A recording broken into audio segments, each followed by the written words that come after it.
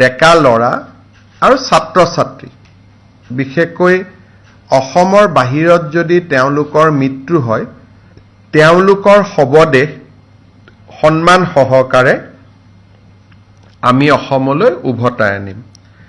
আজি ৰাজ্য চৰকাৰৰ কেবিনেটে শ্ৰদ্ধাঞ্জলি নামে এখন আঁচনিৰ অনুমোদন জনায়। এই আঁচনিখনৰ দ্বাৰা অসমৰ বাহিৰত কাম কৰিবলৈ যোৱা যুৱক যুৱতী অথবা ছাত্ৰ ছাত্ৰীসকলৰ মৃত্যু হ'লে তেওঁলোকৰ মৃতদেহ সন্মান সহকাৰে ৰাজ্য চৰকাৰৰ খৰচত উভতাই লৈ অহা হ'ব।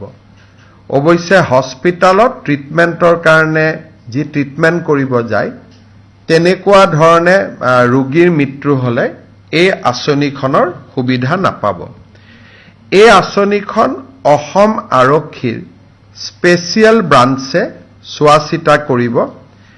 এই বছৰ আমি আঁচনিখন নোহোৱাকৈ প্ৰায় 15টা এনেকে মৃত শৰীৰ অসমলৈ উভতাই আনিছিলোঁ। কিন্তু এতিয়া 112 নম্বৰত গাৰ্জেনে ফোন কৰি দিলে SBয়ে ডিটেইলছ গ্ৰহণ কৰিব আৰু স্পেচিয়েল ব্ৰাঞ্চৰ এজন DIGৰ এই দায়িত্ব থাকিব। তেওঁ মৃতদেহটো সন্মান সহকাৰে উভতাই লৈ অহাৰ বাবে কাম কৰিব। এই শ্ৰদ্ধাঞ্জলি নামৰ আঁচনিখন যিখন আমি অসম চৰকাৰৰ এই বছৰৰ বাজেটত আমি উল্লেখ কৰিছিলোঁ তাক আজি কেবিনেটে অনুমোদন জনায়।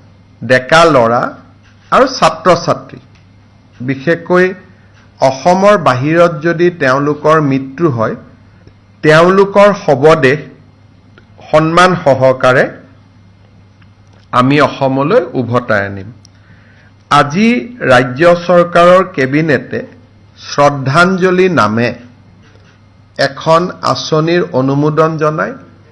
এই আঁচনিখনৰ দ্বাৰা অসমৰ বাহিৰত কাম কৰিবলৈ যোৱা যুৱক যুৱতী অথবা ছাত্ৰ ছাত্ৰীসকলৰ মৃত্যু হ'লে তেওঁলোকৰ মৃতদেহ সন্মান সহকাৰে ৰাজ্য চৰকাৰৰ খৰচত উভতাই লৈ অহা হ'ব।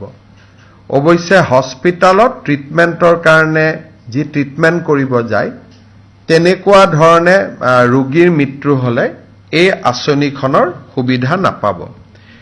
এই আঁচনিখন অসম আৰক্ষীৰ স্পেচিয়েল ব্ৰাঞ্চে চোৱা চিতা কৰিব। এই বছৰ আমি আঁচনিখন নোহোৱাকৈ প্ৰায় 15টা এনেকে মৃত শৰীৰ অসমলৈ উভতাই আনিছিলোঁ। কিন্তু এতিয়া 112 নম্বৰত গাৰ্জেনে ফোন কৰি দিলে SBয়ে ডিটেইলছ গ্ৰহণ কৰিব আৰু স্পেচিয়েল ব্ৰাঞ্চৰ এজন DIGৰ এই দায়িত্ব থাকিব। তেওঁ মৃতদেহটো সন্মান সহকাৰে উভতাই লৈ অহাৰ বাবে কাম কৰিব। এই শ্ৰদ্ধাঞ্জলি নামৰ আঁচনিখন যিখন আমি অসম চৰকাৰৰ এই বছৰৰ বাজেটত আমি উল্লেখ কৰিছিলোঁ তাক আজি কেবিনেটে অনুমোদন জনায়।